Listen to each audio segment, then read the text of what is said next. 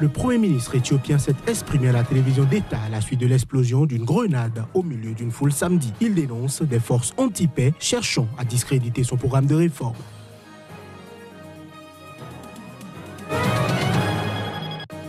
Les organisations professionnelles, associations et régulations ont procédé à la signature du Code de bonne conduite des médias en période électorale, une façon d'interpeller l'ensemble des acteurs de la presse au Mali. Au Cameroun, le réseau Women Voters and Son relance sa campagne d'inscription sur les listes électorales à Douala. La cérémonie de cette initiative s'est déroulée dans le 5e arrondissement.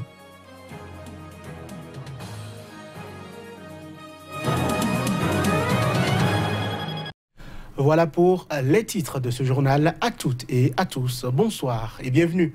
Le Premier ministre éthiopien s'est exprimé à la télévision d'État à la suite de l'explosion d'une grenade au milieu d'une foule immense venue l'écouter dans le centre d'Addis Abeba. Abiy Ahmed dénonce des forces anti-paix cherchant à discréditer son programme de réforme. Le bilan de cette attaque s'est quant à lui alourdi. Les détails.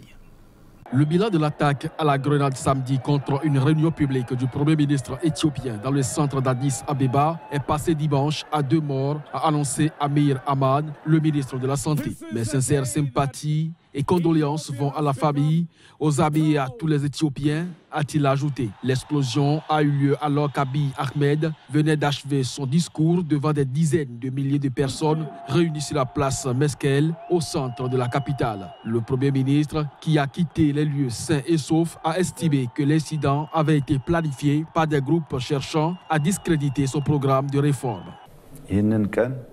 Les forces anti-paix qui ont tenté aujourd'hui d'obscurcir notre joie et d'éradiquer notre unité. Vous n'avez pas réussi. L'Éthiopie a tendu la main vers la paix, le pardon et l'unité et ne veut pas se replier.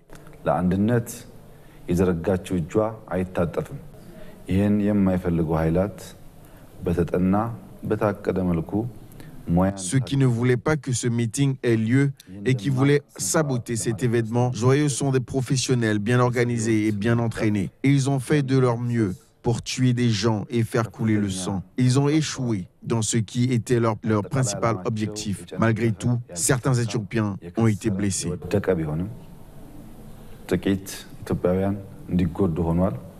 Selon la radio d'État éthiopienne, 30 personnes soupçonnées d'être impliquées dans l'attaque ont été arrêtées, ainsi que des responsables de la police. Un des organisateurs du rassemblement, témoin de la scène, a affirmé qu'Abiy Ahmed était visé par l'attaque. Aucun responsable gouvernemental n'a confirmé cette thèse. Dimanche, une des principales équipes de football de la capitale a organisé une collecte de sang en faveur des victimes. Au Zimbabwe, le président Emmerson Mnangagwa a quant à lui également échappé ce week-end à un probable attentat à la bombe qui a visé une réunion de campagne à laquelle il participait à Bulawayo, dans le sud du pays. Cet attentat qui a fait plusieurs blessés intervient à 1 mois des prochaines élections générales. Plusieurs personnes ont été blessées ce samedi à Bulawayo, la deuxième ville du Zimbabwe, par une explosion d'origine inconnue survenue à la fin d'une réunion électorale du président Emmerson Mnangagwa qui a été évacué sain et sauf. Peu importe, vous êtes pleinement conscient du parcours historique qui nous a menés jusqu'au 18 novembre de l'an dernier. Parce que les leaders ne peuvent pas voter pour aucune autre personne parce qu'ils veulent rester, quoi. Oui, des leaders, donc je suis en sécurité avec eux. À la suite de l'explosion, la police a tenu une conférence de presse. La police de la République du Zimbabwe et d'autres forces de sécurité voudraient assurer la nation et réitérer que des enquêtes approfondies sont en cours sur les lieux du crime au White City Stadium de Bulawayo. Toutes nos équipes d'experts sont maintenant fermement sur le terrain pour mener des enquêtes.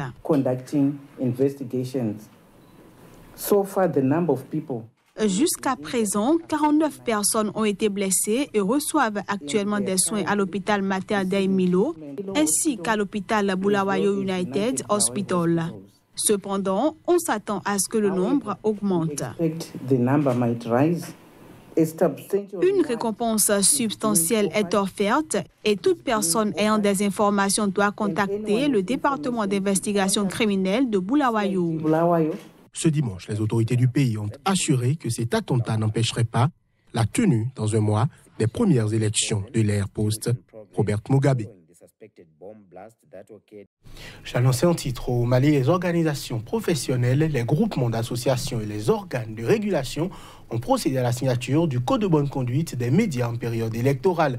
Une façon d'interpeller l'ensemble des acteurs de la presse dans le pays. Reportage Halima Bentouré.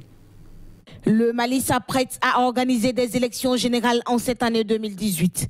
Pour des élections crédibles, transparentes et apaisées dans un pays fragilisé depuis les événements de 2012, les professionnels des médias s'engagent au respect d'un traitement équitable de l'information à travers la signature d'un code de bonne conduite. Vous connaissez un peu les tensions qui existent actuellement, vous connaissez les inquiétudes qu'on entend partout et tout le monde est unanime pour reconnaître que nous vivons une situation exceptionnelle et que dans cette situation exceptionnelle, si les médias dérogent à leur déontologie et se laissent embarquer par les tensions ambiantes, des choses très graves peuvent se passer et parfois des choses irrémédiables. Donc je crois que c'est important que le monde des médias soit même le premier à envoyer un signal à l'opinion nationale pour dire que lui, il s'engage à aborder la tête froide avec professionnalisme et avec déontologie les élections qui arrivent. La Haute Autorité de la Communication, organe de régulation en prélude à l'organisation des élections présidentielles et législatives, a mis l'accent sur le renforcement des capacités des médias à travers un séminaire international sur la régulation des médias en période électorale. J'ai l'habitude de dire qu'un journaliste peut aider un homme politique, mais un journaliste ne peut pas mener le combat d'un homme politique à sa place. Les journalistes doivent faire un traitement équitable de l'information. J'espère que ceux qui ont signé vont s'employer personnellement et collectivement à ce que l'ensemble des acteurs des médias au Mali soient des acteurs responsables, parce que nous attendons dans 2 ou 3 semaines une campagne assez délicate.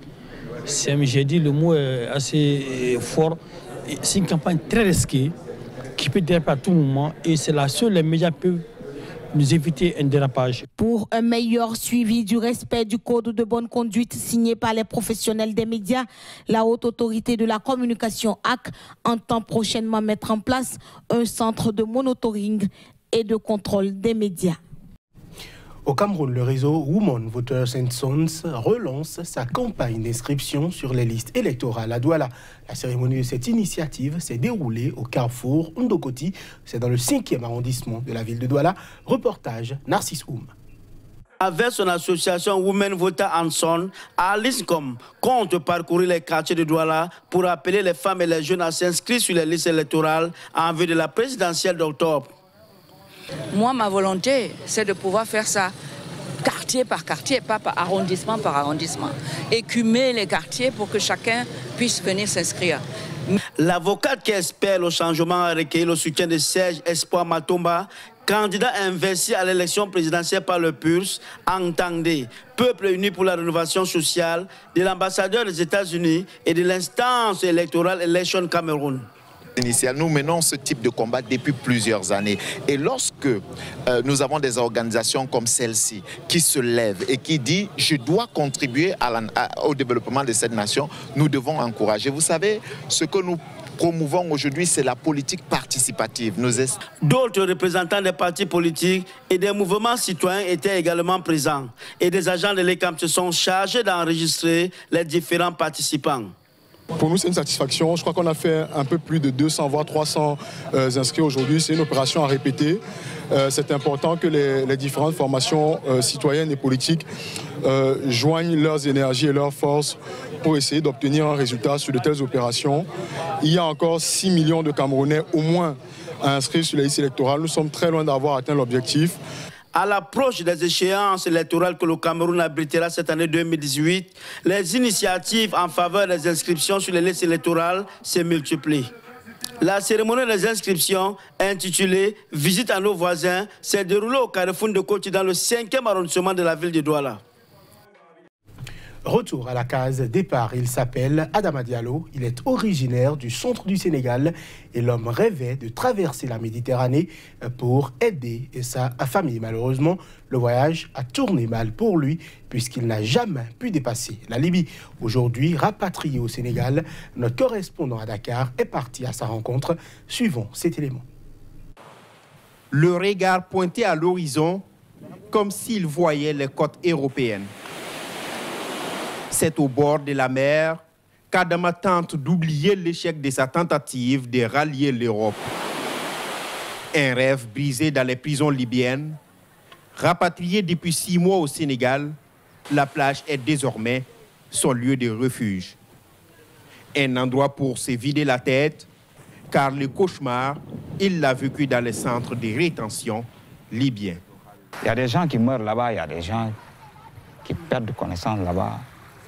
Ah, moi, j'ai vu nettement un Guinéen qui est devenu fou à partir de cette prison. Il n'y a pas un centre de rétention libyen que je considère comme centre de rétention parce que les conditions correspondent. C'est des conditions prisonnières même. Je veux dire, c'est des prisons pour moi. À 31 ans, il ne rêvait pourtant à rien d'autre que de changer le quotidien de sa famille, tenu à bout de bras par sa mère veuve et désormais âgée. On ne peut pas rester au pays où on voit tes parents malades, affamés, ils ont soif, ils ont faim. Ils doivent se loger. Tu es là. Tu es majeur. Donc, partir au péril de sa vie, pour Adama, c'était la seule alternative dans une société où ceux qui ont immigré sont vus comme des modèles de réussite sociale. Réussir dans la vie, c'est quoi? Tu arrives à construire une maison pour tes parents et pour toi-même. Tu te maries. Ah, tu gagnes ta vie. C'est tout. Désormais au Sénégal, le jeune tente de trouver un emploi pour aider sa famille. Pour le moment, s'il ne compte pas tenter à nouveau la traversée, il n'a pas pour autant fait une croix sur l'Europe. Hors du continent africain, pour finir en Turquie, le chef de l'État, Recep Tayyip Erdogan, a été réélu dès le premier tour ce dimanche pour un nouveau mandat au pouvoir. Renforcé par cette victoire, il vient à bout d'une opposition pourtant revigorée lors d'élections présidentielles et législatives âprement disputées. Les Turcs ont voté ce dimanche lors d'un double scrutin présidentiel et législatif âprement disputé entre Recep Tayyip Erdogan aux affaires depuis 15 ans et une opposition déterminée à lui barrer la route. À l'issue de ces élections, le président turc a été réélu dès le premier tour pour un nouveau mandat au pouvoir renforcé. Il a obtenu en effet plus de 50% des voix nécessaires selon le chef du haut comité électoral.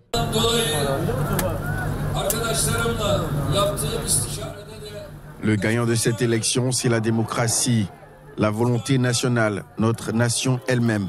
Les gagnants de cette élection, ce sont chacun d'entre vous, chacun de mes 81 millions de citoyens.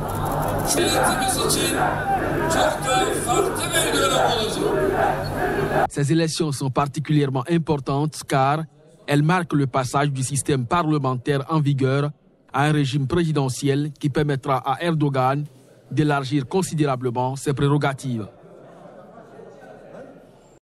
Et ce sera tout pour cette édition. Merci de l'avoir suivi. Merci de nous rester fidèles. À très bientôt pour un autre point de l'actualité.